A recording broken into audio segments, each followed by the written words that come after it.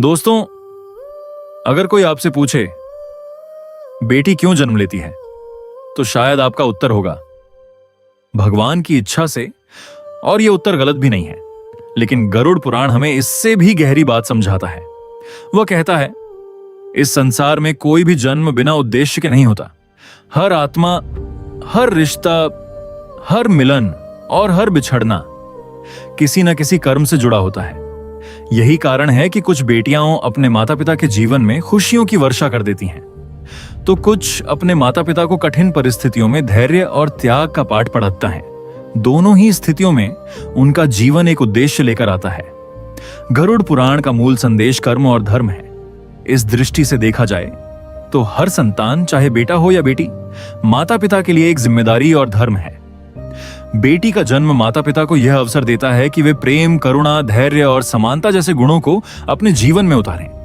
यदि माता पिता अपनी बेटी के साथ न्याय करते हैं, उसे शिक्षा देते हैं, सम्मान देते हैं और उसके सपनों का साथ देते हैं, तो यह उनके धर्म का पालन माना जाता है।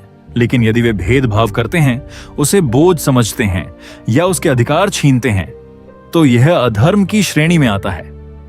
गरुड़ पुराण बार बार यह संदेश देता है कि मनुष्य को अपने कर्मों का फल अवश्य मिलता है। कई धार्मिक कथाओं में कहा गया है कि कुछ आत्माएं अपने पुराने कर्मों का आरण चुकाने के लिए एक ही परिवार में बार बार जन्म लेती हैं। इसलिए यह माना जाता है कि कोई बेटी केवल संयोग से उस घर में नहीं आती। उसका उस परिवार से कोई गहरा कर्म संबंध हो सकता है। वह अपने माता पिता के जीवन में प्रेम लाने आई हो, या उन्हें सेवा का अवसर देने आई हो, या फिर परिवार को जोड़ने का माध्यम बनी हो। लेकिन यह ध्यान रखना आवश्यक है कि किसी विशेष बेटी के बारे में यह निश्चित रूप से नहीं कहा जा सकता कि वह किस पिछले जन्म के कारण आई है। यह रहस्य केवल ईश्वर और कर्म के नियमों के अधीन माना जाता है। सनातन धर्म में कई स्थानों पर कन्या का सम्मान करने की परंपरा मिलती है। नवरात्रि में छोटी कन्याओं का पूजन, उन्हें भोजन कराना और उनका आशीर्वाद लेना। इन परंपराओं का उद्देश्य यह बताना है कि हर बालिका सम्मान की अधिकारी है। यह केवल एक धार्मिक अनुष्ठान नहीं, बल्कि समाज को दिया गया एक संदेश है। जहां नारी का सम्मान होता है, वहां सद्गुण और समृद्धि का वास माना जाता है। कल्पना कीजिए, एक गरीब किसान था। उसके घर लगातार 3 बेटियां पैदा हुईं। गांव के लोग उसका मजाक उड़ाते थे। वे कहते, तुम्हारे घर बेटा नहीं हुआ, तुम्हारा वंश कैसे चलेगा? लेकिन किसान ने कभी अपनी बेटियों में भेदभाव नहीं किया। उसने तीनों को पढ़ाया, संस्कार दिए और आत्मनिर्भर बनाया। समय बीता, बेटियां अपने अपने जीवन में सफल हुईं। जब किसान बूढ़ा हुआ, तो वही तीनों बेटियां उसकी सेवा में दिन रात लगी रहीं। तब गांव के लोग कहने लगे, जिसे लोग दुर्भाग्य समझते थे, वही तो उसका सबसे बड़ा सौभाग्य निकला। दोस्तों, यही इस कथा का सार है। ईश्वर जब किसी घर में बेटी भेजते हैं, तो केवल एक संतान नहीं भेजते, बल्कि प्रेम, संवेदना और नई आशा का अवसर भी देते हैं। गरुड़ पुराण का सबसे बड़ा संदेश यह नहीं है कि बेटा श्रेष्ठ है या बेटी। उसका संदेश है, हर आत्मा अपने कर्मों के अनुसार जन्म लेती है और हर मनुष्य का कर्तव्य है कि वह अपने सभी संबंधों के साथ धर्म पूर्वक व्यवहार करे। इसलिए यदि आपके घर में बेटी है, तो उसे ईश्वर का आशीर्वाद समझिए, उसे शिक्षा दीजिए, उसका सम्मान कीजिए, उसके सपनों को उड़ान दीजिए, क्योंकि अच्छे कर्म ही वे धन हैं जो इस जन्म के बाद भी आत्मा के साथ चलते हैं। क्योंकि किसी भी संतान के साथ अन्याय करना धार्मिक दृष्टि से भी अनुचित माना गया है। ईश्वर ने बेटा और बेटी दोनों को समान आत्मा के रूप में बनाया है। अंतर केवल शरीर का है, आत्मा का नहीं। कल्पना कीजिए, एक पिता था जिसे हमेशा बेटा चाहिए था। जब बेटी हुई तो उसने कभी उसे दिल से स्वीकार नहीं किया, लेकिन वही बेटी बड़ी होकर अपने बूढ़े पिता का सबसे बड़ा सहारा बनी। जब सब साथ छोड़ गए, तब वही बेटी दिन रात उनकी सेवा करती रही। तब उस पिता की आंखों से आंसू निकल पड़े। उन्होंने कहा, मैंने पूरी जिंदगी बेटे की इच्छा की, लेकिन भगवान ने मुझे बेटी के रूप में सबसे बड़ा आशीर्वाद दिया था। दोस्तों, यही इस विषय का सबसे बड़ा संदेश है। ईश्वर कभी गलती नहीं करते। हर आत्मा का जन्म किसी उद्देश्य से होता है और बेटी का जन्म भी उसी दिव्य योजना का एक हिस्सा माना जाता है। दोस्तों, जब किसी घर में बेटी जन्म लेती है, तो कहीं खुशियों की लहर दौड़ जाती है, तो कहीं कुछ लोग आज भी उदास हो जाते हैं। लेकिन क्या आपने कभी सोचा है, क्या किसी बेटी का जन्म केवल एक संयोग होता है, या फिर उसके पीछे भी कोई गहरा आध्यात्मिक रहस्य छिपा है? क्या यह केवल प्रकृति का नियम है, या फिर भगवान पहले से तय करते हैं कि कौन सी आत्मा किस घर में जन्म लेगी? गरुड़ पुराण में एक बहुत गहरी बात कही गई है। उसमें बताया गया है कि इस संसार में कोई भी जन्म बिना कारण नहीं होता। हर जीव अपने कर्मों के अनुसार जन्म लेता है। कोई अमीर परिवार में जन्म लेता है, कोई गरीब परिवार में, कोई पुत्र बनकर आता है तो कोई पुत्री बनकर। यह केवल संयोग नहीं बल्कि कर्मों का परिणाम माना गया है। लेकिन इसका अर्थ यह बिल्कुल नहीं है कि पुत्र और पुत्री में कोई ऊंच नीच है। सनातन परंपरा में बेटी को लक्ष्मी का स्वरूप, दुर्गा का अंश और सरस्वती का प्रतीक माना गया है। जहां बेटी का सम्मान होता है वहां सुख, शांति और समृद्धि का वास बताया गया है। दोस्तों, गरुड़ पुराण हमें यह सिखाता है कि हर आत्मा अपने अधूरे कर्मों को पूरा करने के लिए जन्म लेती है।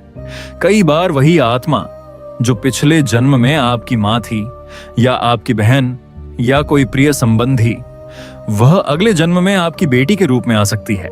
यह धार्मिक मान्यता है जिसे कई पुराणों और लोक कथाओं में अलग अलग रूपों में बताया गया है। यही कारण है कि कहा जाता है हर बेटी केवल बेटी नहीं होती, वह ईश्वर की एक विशेष जिम्मेदारी भी होती है। आज की इस वीडियो में हम जानेंगे गरुड़ पुराण के अनुसार बेटी का जन्म क्यों होता है। क्या बेटी पिछले जन्म के किसी रिश्ते का परिणाम हो सकती है? क्या बेटी माता पिता के कर्मों से जुड़ी होती है? और बेटी का सम्मान करने से कौन से पुण्य बताए गए हैं? वीडियो को अंत तक जरूर देखिए, क्योंकि अंतिम रहस्य आपके मन की कई भ्रांतियों को दूर कर सकता है। दोस्तों, एक प्रश्न सदियों से लोगों के मन में उठता रहा है, क्या भगवान पहले से तय करते हैं कि किसी घर में बेटा जन्म लेगा या बेटी, या फिर क्या यह सब केवल संयोग है? गरुड़ पुराण में बताया गया है कि इस संसार में कोई भी जन्म बिना कारण नहीं होता।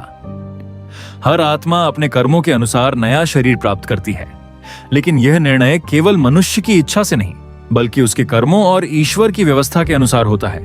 यही कारण है कि एक ही परिवार में जन्म लेने वाले दो बच्चों का स्वभाव भी अलग होता है, उनकी सोच अलग होती है, उनका भाग्य अलग होता है और जीवन का उद्देश्य भी अलग हो सकता है।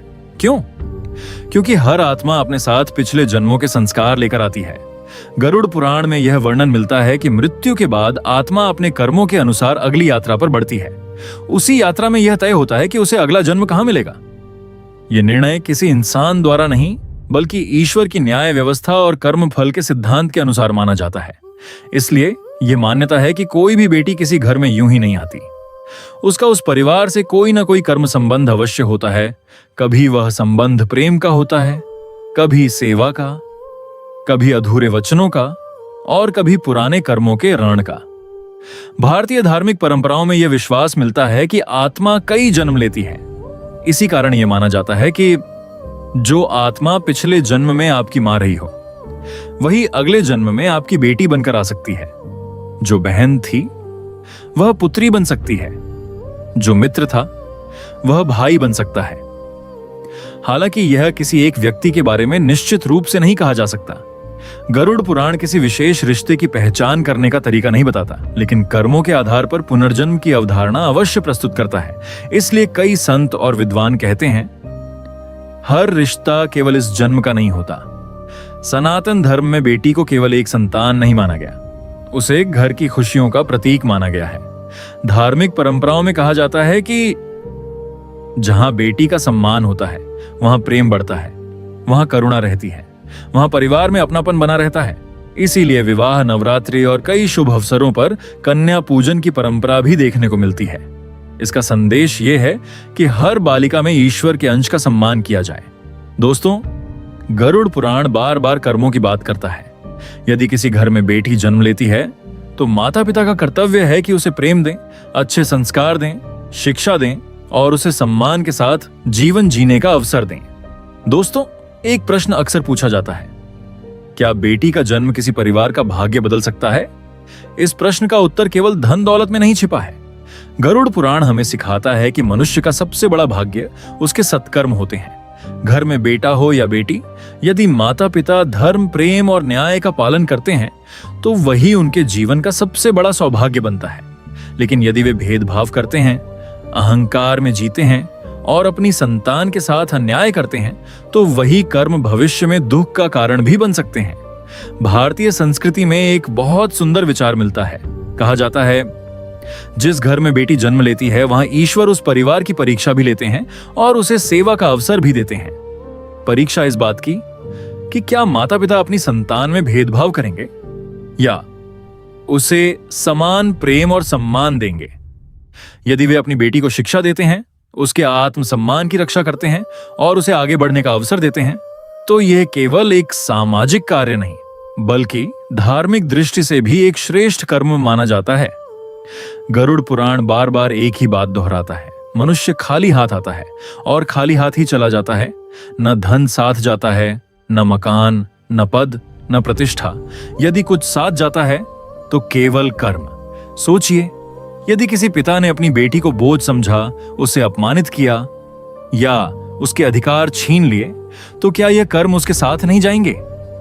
और यदि किसी माता पिता ने बेटी को प्रेम दिया, अच्छे संस्कार दिए और उसे आत्मनिर्भर बनाया, तो क्या यह पुण्य व्यर्थ जाएगा? गरुड़ पुराण का उत्तर है नहीं। हर कर्म का फल निश्चित है। एक नगर में एक धनवान व्यापारी रहता था। उसके पास अपार संपत्ति थी, लेकिन जब उसके घर बेटी पैदा हुई तो वह प्रसन्न नहीं हुआ। वह हमेशा कहता, काश बेटा होता। समय बीतता गया, बेटी बड़ी हुई। उसने अपने पिता से कभी शिकायत नहीं की। वह चुपचाप पढ़ती रही, घर का ध्यान रखती रही और माता पिता की सेवा करती रही। कुछ वर्षों बाद व्यापारी का व्यापार अचानक घाटे में चला गया। जो लोग उसके मित्र कहलाते थे, वे भी उसे छोड़कर चले गए। उसका बेटा, जिस पर उसे सबसे अधिक गर्व था, विदेश चला गया और फिर कभी लौटकर नहीं आया। लेकिन उसकी बेटी अपने पति और बच्चों के साथ वापस आई। उसने पिता का हाथ पकड़ा और कहा, पिताजी, चिंता मत कीजिए। जब तक मैं हूं, आपको किसी बात की कमी नहीं होने दूंगी। उस दिन व्यापारी फूट फूट कर रो पड़ा। उसने कहा, हे प्रभु, मैं जीवन भर अंधा बना रहा। जिस बेटी को मैंने बोझ समझा, वही तो मेरी सबसे बड़ी ताकत निकली। दोस्तों, यह केवल एक कहानी नहीं बल्कि एक गहरा संदेश है।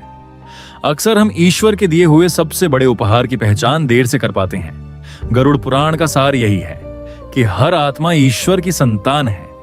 आत्मा का कोई लिंग नहीं होता, लिंग तो केवल शरीर का होता है। इसलिए जब हम किसी बेटी का सम्मान करते हैं तो वास्तव में हम उस आत्मा का सम्मान कर रहे होते हैं जो ईश्वर की बनाई हुई है। यही कारण है कि धर्म हमें सिखाता है, कभी किसी बेटी का अपमान मत करो, कभी उसे कमजोर मत समझो, कभी उसके सपनों को मत तोड़ो, क्योंकि हो सकता है जिसे आज तुम छोटी बच्ची समझ रहे हो, वही कल पूरे परिवार का सबसे बड़ा सहारा बने। दोस्तों, अगर आज आपके घर में बेटी है तो उसे यह मत कहिए कि तुम तो पराया धन हो, बल्कि उससे कहिए, तुम हमारे घर की शान हो। उसे पढ़ाइए, उसे आगे बढ़ाइए, उसके आत्मविश्वास को मजबूत बनाइए, क्योंकि एक शिक्षित और संस्कारी बेटी दो परिवारों का जीवन रोशन कर सकती है। यही सच्चा धर्म है, यही सबसे बड़ा पुण्य है। दोस्तों, आज की इस पूरी वीडियो में हमने जाना कि गरुड़ पुराण के अनुसार कोई भी जन्म बिना कारण नहीं होता। हर आत्मा अपने कर्मों के अनुसार नया जीवन प्राप्त करती है। लेकिन कहीं भी यह नहीं कहा गया कि बेटी किसी से कम है या उसका जन्म किसी दंड का परिणाम है, बल्कि धर्म का सबसे बड़ा संदेश यही है, हर संतान ईश्वर का आशीर्वाद है। बेटा हो या बेटी, दोनों में एक ही परमात्मा का अंश है। इसीलिए अगर आपके घर में बेटी है तो उसका सम्मान कीजिए, उसे प्रेम दीजिए, अच्छे संस्कार दीजिए, क्योंकि अंत में यही प्रेम, यही संस्कार और यही अच्छे कर्म हमारी आत्मा के साथ चलते हैं। अगर आपको यह वीडियो पसंद आई हो तो वीडियो को लाइक करें, चैनल को सब्सक्राइब करें और कमेंट में जरूर लिखें, बेटी भगवान का सबसे सुंदर आशीर्वाद है।